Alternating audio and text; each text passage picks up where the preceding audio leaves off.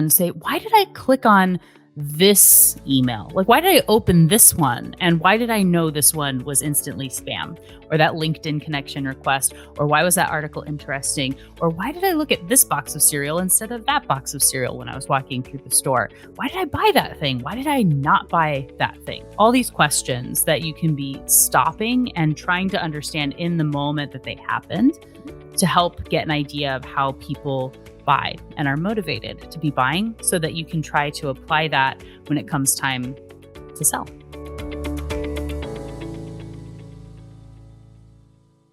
Hey everyone, welcome back to another episode of the e-commerce traffic and conversion podcast. I'm Scott Brandley. I'm here with my co-host DJ Sprague and our special guest today, Melina Palmer. Melina, welcome to the show. Oh, thank you so much for having me.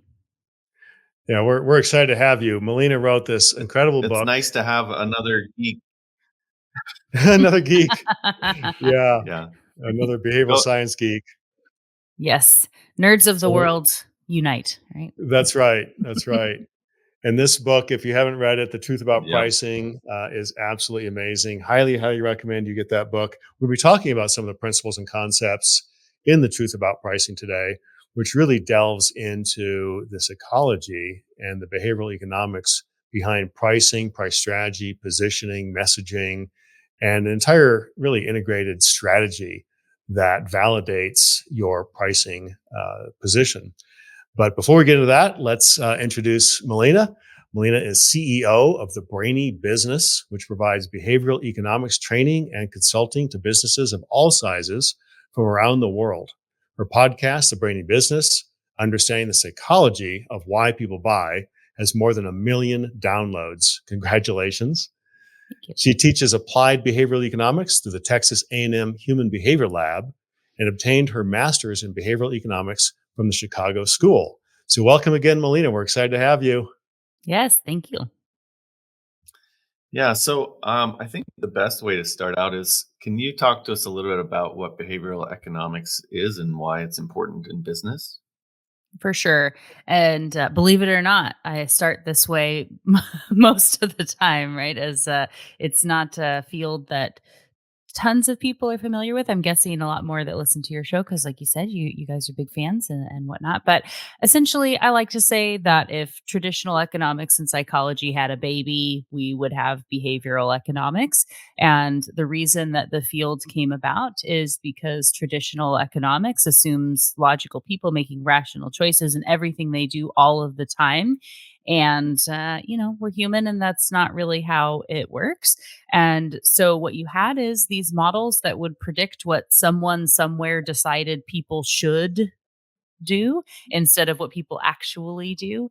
And so you had psychologists and neuroscientists and economists working together or entering into one another's fields to try and discover if there were ways to better predict real human behavior. And thankfully, there are. And those make up the concepts of behavioral economics, behavioral science. And it's important for business because, even as we have more happening with AI, machine learning and things, your customers are still human people. Many of your employees are still human people, and understanding how they make decisions and how to better communicate with them is important. So, yeah. Yeah. Fantastic. It really is fascinating, isn't it? How the more we learn, the more we realize there is very little rational decision making. It's really not as logical as we like to think it is. It's a lot more based on impressions and emotions and subtle inputs that we're not even aware of. So that brings us to the next question, which is, tell us a little bit about the psychology of pricing and why the truth about pricing is not about the price at all. Yeah. Well, and that's, we don't have to worry. We didn't give away, spoil the ending or anything of the book. I think I say the truth about pricing on page 3, that it's not about the price. That's the real thing here. Right. And so, Just really what happens when it comes to whether or not someone decides that they want to buy something is about so many of these other things that come before the price. And so understanding that the way you say something matters, how you present the information matters, whether or not people feel safe with things like social proof, your reputation really matters. All of these tie-ins are so important, making sure it's you know, there's cognitive ease, that there's not too much information or too many choices or that we feel confused. And if you can make it so that these things line up in a way that is helpful for the brain, it's super easy to buy and it's really not about the price. Whereas if you have a lot of people that are kind of hemming and hawing when they shouldn't be and bringing up all these other points and not feeling quite ready to make a decision and haggling over prices and things. There are things that you can adjust by understanding these aspects from psychology to help to make it easier for people to buy from you. Remove the friction, right? Yes. And, you don't typically have to change the price or the product at all. The book goes through understanding what it is that you're going to be offering and how to talk about it and what people value and all these things. But even on that sales side, if you don't have anything to do with the price, if you can't change it, you can still change the way that you talk about it in a way that can make it so people feel really comfortable and ready to buy versus thinking, something's off here. Right. Pre-framing, as Dr. Cialdini would call it, and framing, right? So Hmm. it's all about that framing, points of reference, anchors, perceptions, psychological triggers, emotional triggers, and getting away from the price. Because as you say in your book, when people say, well, it's too expensive, really what's happened is you haven't justified the price in their minds emotionally, psychologically, and you've created too much doubt and not addressed the value of the product or the positioning of the product, how it's going to make you feel, right? So there's all that has to go into the price, especially if you're asking a premium price, which we'll get into a little bit later.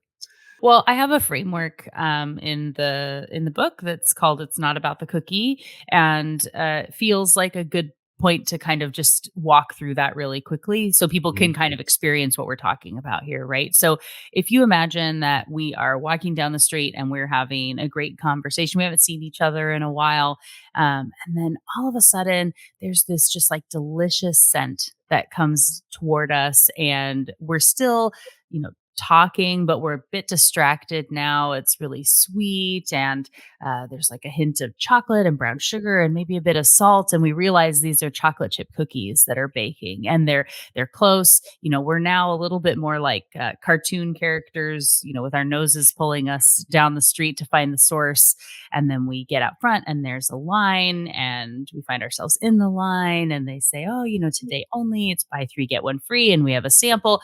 Before we know it, we walk out of there and we are each eating a cookie, and we have, a bag with an undisclosed number in it for later, right? So that's scenario one, right?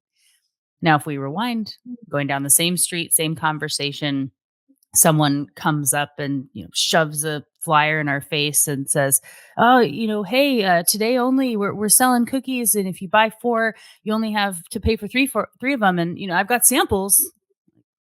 Ugh, like this guy. I hate this guy, right? I don't want to talk to him. Now our conversation is more about bad sales experiences and kind of one upping each other. And then we see the people in the line at the store and we think, oh, they have such low standards. We would never eat there. And then we finally smell the cookies, and it's that final moment to write a bad Yelp review or whatever and say how much we hate their sales tactics and we would never buy from them. So, what's really important to note here is that in this case, it wasn't about the cookies, because they could have been exactly the same cookies in both scenarios. In the first one, we're almost definitely buying. In the second one, we're almost definitely not buying. It's also not about the price, right? So they could have been $3 in scenario A and 50 cents in scenario B. It's also not really a factor in whether or not we're choosing to buy on those. And it's important to note that actually all the same things, all the same concepts from behavioral science are applied in those two stories, but they're in a slightly they're in a reverse order and they happen in a little bit of a different way. So understanding how to tweak and apply those concepts is what can make it all, work or fall apart very quickly. Yeah, Hmm. absolutely. I like that. Interruptive advertising versus inbound, as we'd often call it, attracting versus interrupting and pushing. Right. That scent of the cookies drawing you in, and like, don't worry. It's not that it's only if you have delicious cookies to sell that this can work for you. But the imagery and word choice and things that you're putting out first to draw people in is so, so key in getting people to feel comfortable with the idea of buying and focusing the attention of that subconscious buying brain to where it's able to say, we want this thing. Hey, don't forget about this thing. Like, oh, remember those cookies? They're over there, right? That's what you need. There you go. Love it. Yeah. Okay. So one of the things you talk about in your book is a value brand versus a quality brand.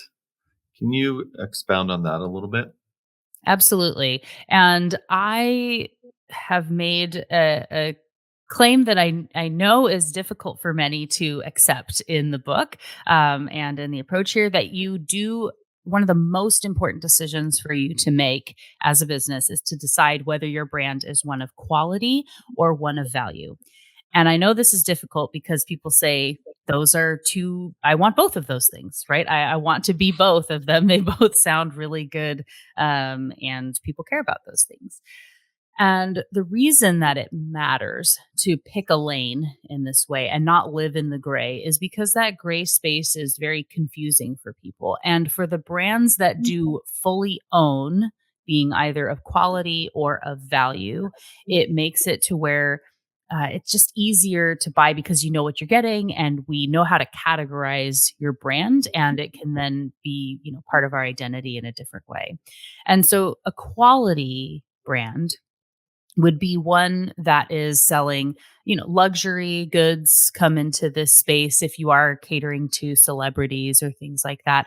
If you have additional certifications beyond what others have, if your brand is invested in extra research and development or innovations, you are on that quality side. And yes, you can still provide value to people, but you lead with quality. And there are different ways that you look to apply items or these concepts throughout the way that you're presenting pricing and your brand. And one of those would be, a question that I get all the time is if prices should end in a 5, a 7, a 9, a 0, what do we do? And people get really hung up on this. So a quality brand in general should have that whole number rounded pricing. So you're 500 instead of say 499. And Mm. so we can already sort of feel that difference. So that's one way that we'd say, you're going to be in that quality space, whole number pricing. The other side, being a value brand, is that you are associated with discounts and bargains and being that great deal of value to your customers or members or whomever it is that you have.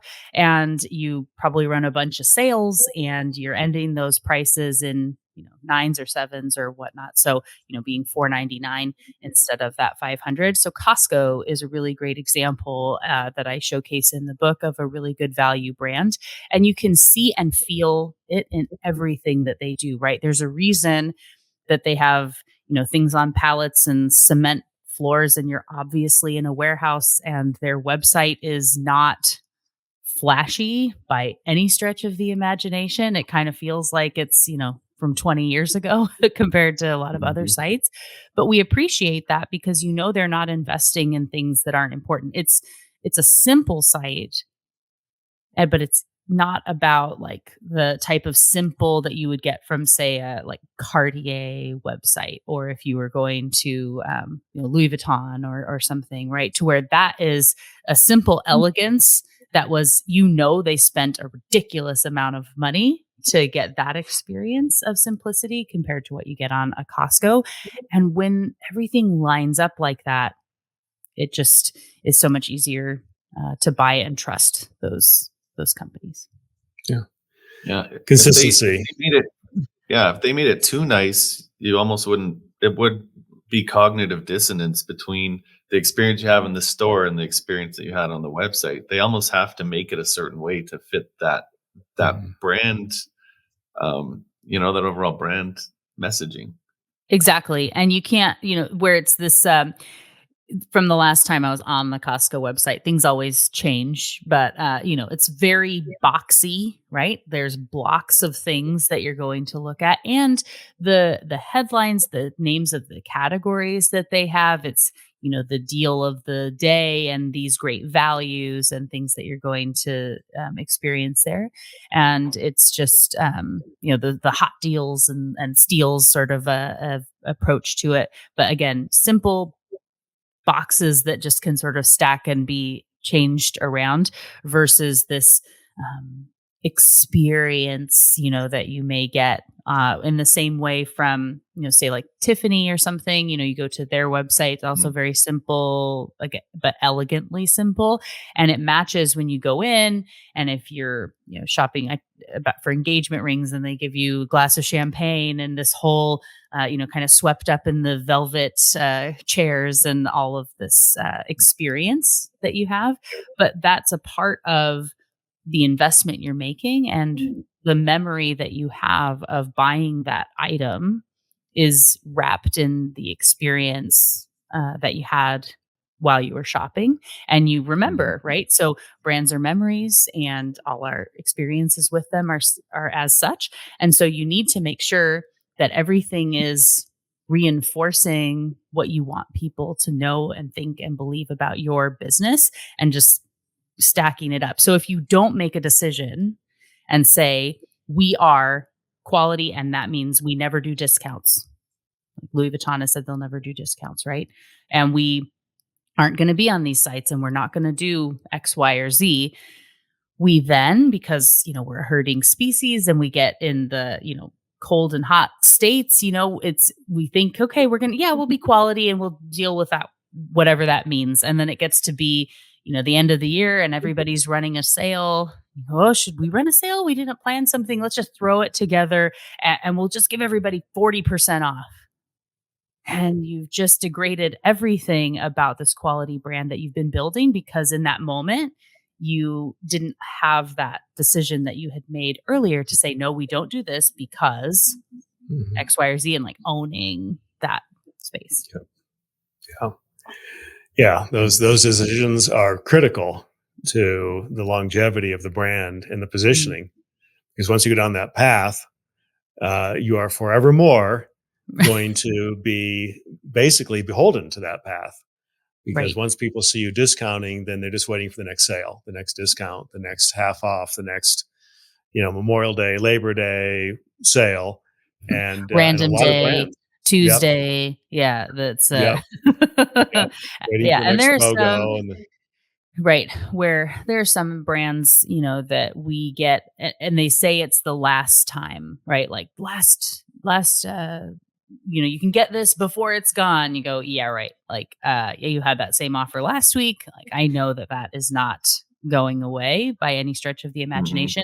And that's where scarcity is something I talk about a lot in the book, and how it gets applied by each type of brand. So I give an example of Supreme on the quality side of things, which is a fascinating brand. It was so interesting to read about them for the book. But they have, they'll put the Supreme logo on things, and they have a very limited amount that they do drops, one day a week, and you don't know what it's going to be, and you have to buy in store, and when it's gone, it's gone. And they've done brand mashups with, of course, clothing and different types of shoes or whatnot, but also things like crowbars and clay bricks and New York City subway cards and Pyrex measuring cups. Things that are not luxury by any means, but they end up selling for really high amounts because of that Supreme logo, and people want to be a part of that movement. It becomes a part of their identity. So the Pyrex measuring cup they sold for it on its own, it's like $5, and they had it for 25 or so with the Supreme logo, and you can almost not even see it. It's the same red as the Pyrex stuff, but of course, sold out immediately. And when I was researching for the book, the resale market, because of the scarcity for these items, is so high that even years later, it was selling on eBay for one, two, $300 to buy a Wow. measuring cup that you can get the exact same one, like functionally anywhere else, right? But it doesn't Uh-huh. have this little stamp of a logo. And on the value side, Costco also, though, uses scarcity very, very effectively. And people who shop at Costco, if you're a member, if you see something that you like at Costco, you buy it. You buy it right then. You do not wait because it's probably not going to be there. Even if you do a loop around the store or you come back, in an hour or two, we expect it will be gone. And when it's gone, and you don't wanna have to go scour all the Costcos around you to find, the one that you're looking for. But they also have a very good return policy. So we then feel comfortable buying it in, a couple of sizes or getting an extra thing and know that we could return it if we need to. But you are compelled to make the purchase in that moment because they really live when they say it's scarce, it's gonna not be here, Mhm. they own that and live it. So that's something that's scarcity applied in two very different ways, whether it's, quality or value. So true. Those are great examples. So that kind of leads us into system one and system two thinking. Mhm. So could you tell us a little bit about how those two different types of thinking work and how it makes people feel about price? For sure. So, when we think about our brains, I personally tend to not use system 1 and system 2 because I find it to be actually a very system 2 process for people. It's hard to remember which is which. And so even though it's not used by everyone, I just like to say conscious and subconscious, right? For people, it's easy to know what we're talking about here. And one of my favorite ways to understand how this works is just to use from Jonathan Haidt talking about that we should think about our brain like a person riding an elephant. So you have that logical, conscious rider that knows where it wants to go and sees the best path out there and like says, I've got a plan. I'm ready. I'm pumped. I can see it out there, right? I know what we're doing. Unfortunately, that, logical, conscious rider is at the mercy of the elephant, right? That subconscious elephant. And if it wants to run in another direction or sit down or go slow and get distracted.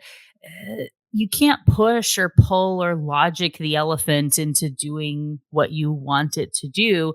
The rider has to understand how to properly motivate the elephant to stay on path. And so that 6-ton behemoth of that subconscious processing is what we like to focus on in behavioral economics, behavioral science.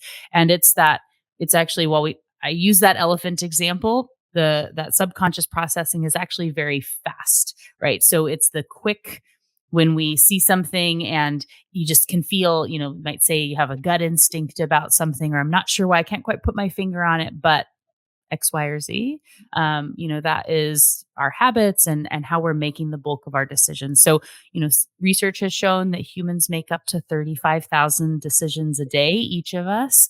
And if we're constantly making these little micro decisions, the only way that can be done is by that subconscious elephant making the bulk of that decision making for us using habits, predictability, and the status quo as a real anchor for it. And so understanding how the elephant makes decisions and aligning your communication to be easier to be in line with that is what I do as an applied behavioral economist and what we talk about in all my books and working in the field of behavioral economics. Excellent. Thank you. Mhm. So when it comes to decision making, and we're taught, like we were just talking about value brands versus quality brands, how how much different is the decision making process between make a decision for a quality brand versus making a decision for a value brand and system one and system two? Mm. You know, it's not necessarily about the process being hugely different from one to the next as much as it is about um, thinking about the experience that you want people to have with you. And so with any brand, you want to be thinking about, like I said, that, in the brands being memories piece, Mhm. right? And so if you want to think about being consistent in everything that you're doing, everything that you say, your image choices, and even simple little things like font.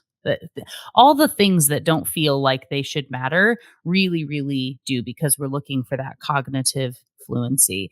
And so, if you can really own whichever side you want to be on, then you can be making it easier for people to have the right triggers in the behavior and understanding what motivates someone. So, which aspects of behavioral science you want to apply to help and how to talk about them. So, on the value side, knowing that we love a deal, we have, loss aversion in that, like, don't want to miss out on a sale, let's say, right? We've got the Mhm. FOMO of this thing's going to be ending. We have some scarcity, maybe time pressure. If there's a clock counting down or something that, oh my gosh, I have to go get some things because they're going to be gone and I don't want to miss out on the sale. And there's a bit of the thrill of the hunt and feeling very accomplished that you got the deal, or there's also, as we have anticipation and dopamine is released of whether you're gonna win or not, and you get the delightfulness of having there are a lot of these bidding types of sites right now, and so like Temu and things that are Mhm. popping up that are really going hard in this space, to where you pay a little bit and you might get this very expensive item, and that joy of winning and things that can be coming on that kind of value side of things. So those are some aspects maybe that you'd be thinking about. I want to be checking in regularly to see if they have a good deal. I feel like I want to win. It's again that kind of thrill of the hunt sort of approach to that bargain sale discount side.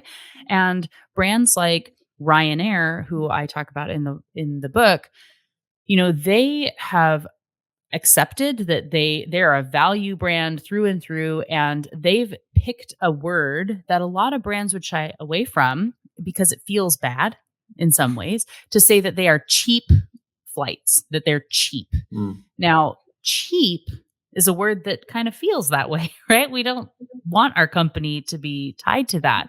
But for Ryanair customers, that's exactly what they want. They are delighted that you're cheap. They're looking for that. And when you can own it and know that that's actually a positive, it again makes it easy to buy that. You know what you're looking for. You can refer people to it. Really, really easy. When we think about the quality side of something, like even that same concept of loss aversion and the fear of missing out, it's actually often tied into an identity piece and social norms, and being part of the herd and being accepted and saying, look at you like those sneakers, I like those sneakers, and we're these kind of people, right? It's that affinity, it's that bond, and we don't want to miss out on what the group is doing and be the only one that isn't doing this. Or maybe we want to be looked at with a different level of prestige because, we have this particular bag or we use this brand, and it ties into your identity in a way that you really bond with those companies. A lot of our favorite brands, when we talk about those ones we really truly love, are on that quality side, right? Because it Mm. says something about us and who we are. And if you then are mixed or muddled and it's not about these aspects of psychology, it's really just hard for your customers to do that. So would you say on the premium side and on the value side, is the system one decision making process just as easy to buy something expensive as cheap? Yes. Yes, I would say so. And in a just really the bulk of the decisions that are being made are done on that subconscious level, and even things like buying a home or something that we think should be that, that's a big decision, that's a big logical choice, so we should be just thinking about the numbers and all these things.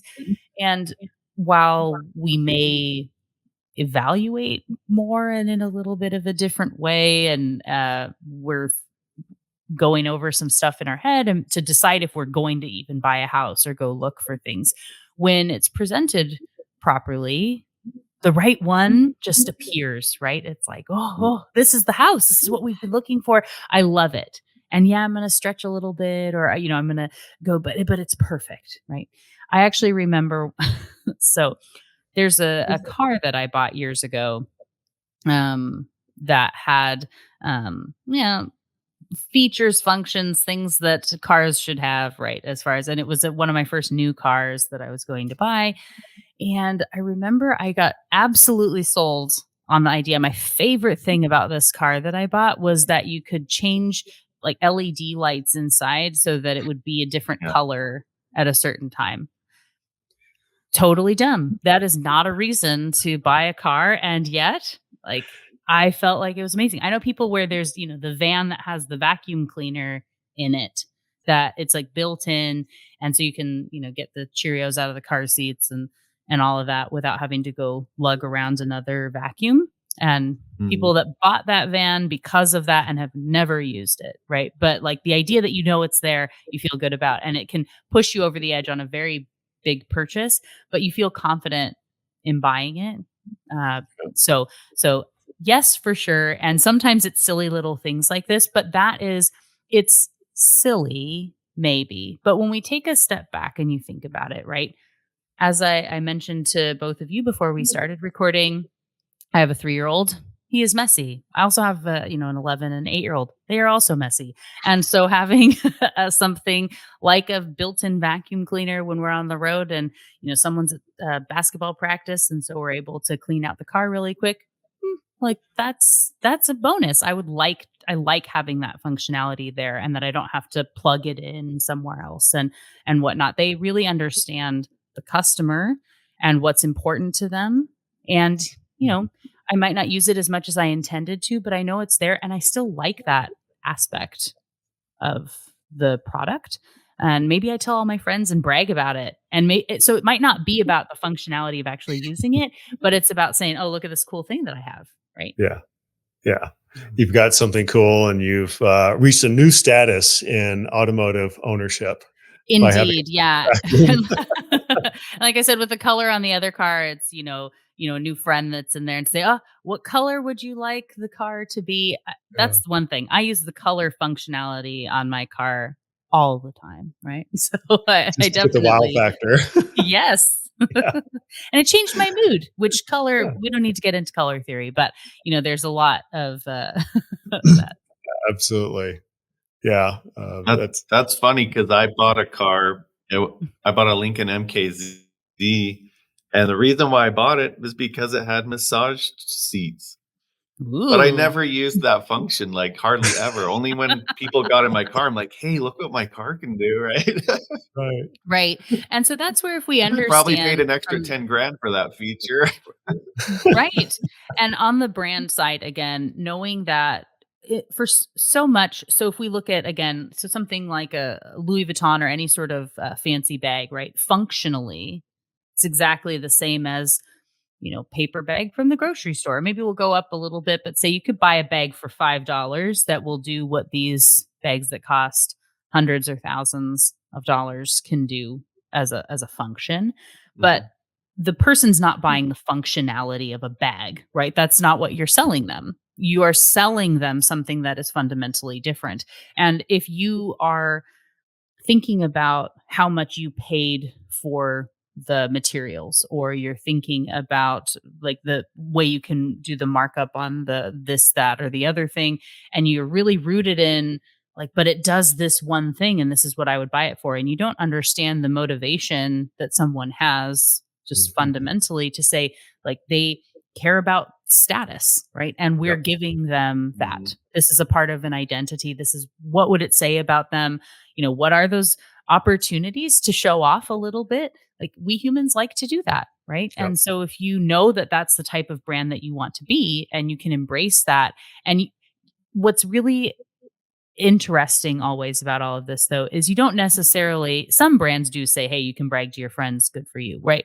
But often people don't know. So there's a reason my first book is called What Your Customer Wants and Can't Tell You, right? So you can't just say, like, we know that you really care about how you look to your friends. So we made this thing is really expensive because of that, right? Like that people don't like that, even if Hmm. underlying that is what some of the motivation is. Yeah. And so being able to understand it deeply enough in a way that it helps that person to feel like they've done and accomplished something and that they really love it, without having to have them say, yes, this is why I want that thing. They often don't know, really. We don't know why we like things, or why we want to do things. Mhm. And so just understanding that customer well enough to know what motivates them and what makes them excited, and all these aspects, and then helping your brand to be a very clear fit for that is what makes it to where when it comes to the price, it's not part of the, it just isn't as a big of a hang up. It's not about that. Because we all have those items, right? That we've either bought where we always analyze everything to the, nth degree. But there was this one thing that I just bought because I said, oh, what the heck? I'll just get this thing, Hmm. right? Like, what happened? Like, why? If you stop and look at all the things, was it something that the salesperson said? Was it something about who recommended it? Or, can be weird things like your, the older brother of your best friend had a car like this when you were a kid or whatever, right? Like something that you thought was super cool, that you're, living out here now.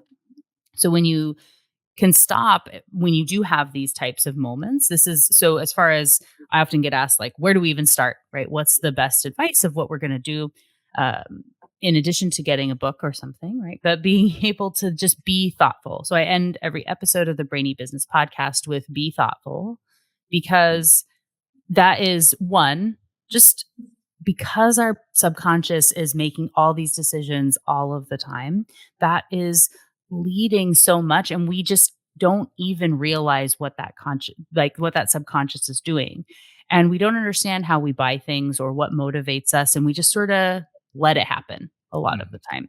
So if you stop and say, why did I click on this email? Like, why did I open this one? And why did I know this one was instantly spam, or that LinkedIn connection request? Or why was that article interesting? Or why did I look at this box of cereal instead of that box of cereal when I was walking through the store? Why did I buy that thing? Why did I not buy that thing? All these questions that you can be stopping and trying to understand in the moment that they happened, to help get an idea of how people buy and are motivated to be buying, so that you can try to apply that when it comes time to sell. Fantastic. So, could you just give us a couple more components about the? It's not about the cookie framework, or it's not about the pricing. Just a Yeah, for couple, sure. couple more kind of Yes. hardcore components. Yep. So we've already talked about many of them as we've gone through the process without necessarily naming them. So within the framework, the first is priming, which is our scent of the cookies, which I'll get back to in just a second. We also have scarcity in the, today only that you get this item. We have social proof that was in the line of people that was there, or in writing our reviews and our testimonials. We do have loss aversion, that fear of missing out and the perceived ownership, that comes up within that process. And then now I am going to be losing. So we have framing, which is how we say something matters more than what we say. So in the first version, I said buy 3, get 1 free.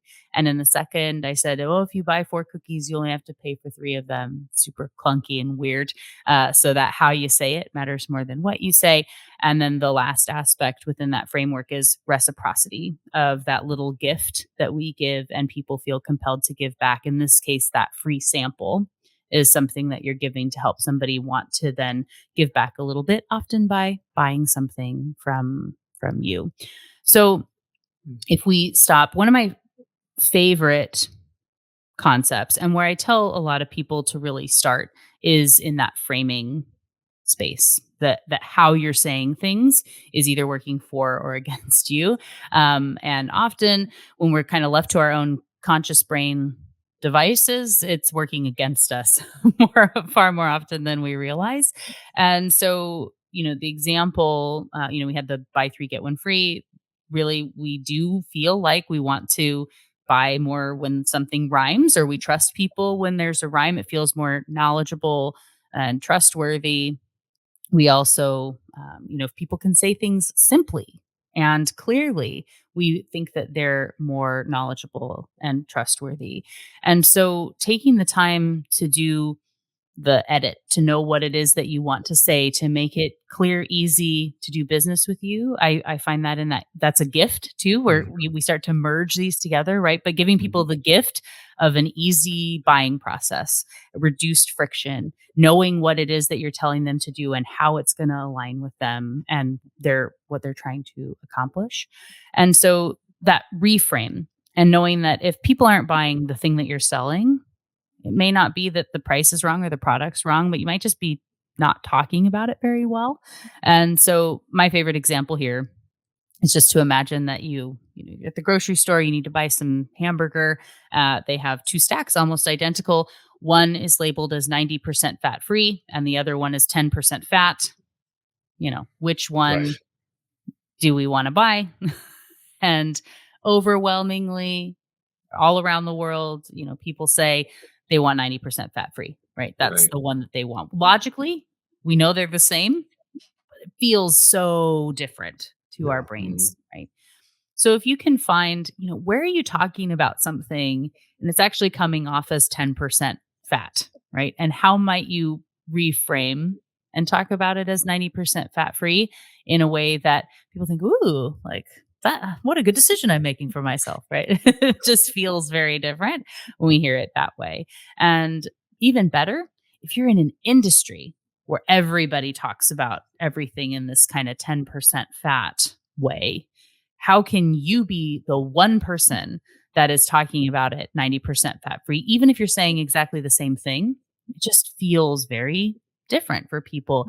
And they're more likely to want to buy and work with you versus the competition. So framing that concept there is a really great place to start. And then making sure that everything lines up where we've talked about with Costco and the concrete floors and the very simple website versus the, plush velvet or leather, or there's the scent in a store, or you have champagne that they give you when you walk in.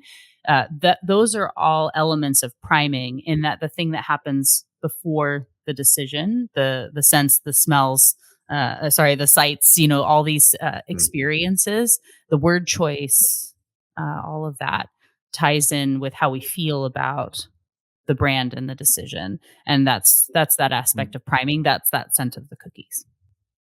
Thank you. Yeah. Interesting. Appreciate that summary and bringing that all together. Yeah, of course. And know that again, it doesn't, for priming, it doesn't have to be just in-person items either. So if you look at something like so if you go to buy a couch and you're looking at them online, right? And you see one and it says couch, leather, the end, right? Like, okay, great, right? I don't know what that means, but it's like if it says it's a buttery soft chocolate leather sofa with down feather whatever. We have this like, oh, like I know what buttery soft Mhm. means, like chocolate leather, that sounds really great, right? We are tying in on those adjectives. So when it comes to priming, say you really almost can't use enough thoughtful adjectives that are going to help somebody to experience it without having physically touched it Yeah. yet. Yeah. Those emotional, descriptive words where people can picture it in their mind, feel it almost Mhm. as if they were there. Italian glove leather, Yeah. right? Yeah. Mhm. Okay. Thank you. That's cool. Well, that framework is really powerful. I could see how that going through that could really help people. Well, So, thank you. Yeah, and it's definitely set up to fit again any type of business, so I have some case studies in the truth about pricing once we get to the end. So there are 4 of them, 2 that are quality businesses, 2 that are value businesses, 2 in person, 2 that are more the sale the products, and others that are services. And so we're able to get kind of one of each to show how you can be using the aspects from that framework within, and the concepts from behavioral science for each of these types of businesses, so people can see themselves in, ideally at least one of those boxes, and get some good ideas for how you can be, um, it's like just sort of molding or, shaping those concepts so that they work for what your brand is trying to accomplish. Yeah, Awesome. exactly. All right. Well, this has been amazing. We usually end our podcast with a final question. We call it the $1,000,000 question. So, an expert in your industry, what's one actionable strategy that you think could have the biggest impact for a business that has to do with pricing? I would say is to not make the thing you want people to buy be the most expensive thing that you sell. And also to be thoughtful about the order in which you talk about things. You may feel compelled to start low and work your way up to the thing that people should buy, but we end up anchoring someone on a low price. So when you know the thing you want people to buy, uh, let's say it's something that costs $10,000, right? So if we start low and say, "Oh, we have these things at 2,500, and that, but there's this $10,000 thing, you should buy that," right? Feels bad, but if you make it, a wingman is what I call it. Something that's better than the best offer, but most people don't need, and say this is a $19,000 package that we have. We'd be delighted if you bought this thing. It's really great. We also have this $10,000 option that's best for, most people choose this one. Which one would you like? 10,000 feels much more reasonable when we started Uh, high and worked our way there. And the thing we want to sell is that $10,000 item. So we need to kind of showcase and look at it in that way. So those concepts there are anchoring and relativity coming in as we think about how we're framing our offer and things like that. awesome. Fantastic. Great example. It's been wonderful to have you on the show today, Melina. Tell us how people can get in touch with you. How can they follow you? How can they reach out? I would definitely, once again, recommend getting the book. It's fantastic. It's a great read. Oh, But beyond buying the book, how can people yeah. reach out? Of course.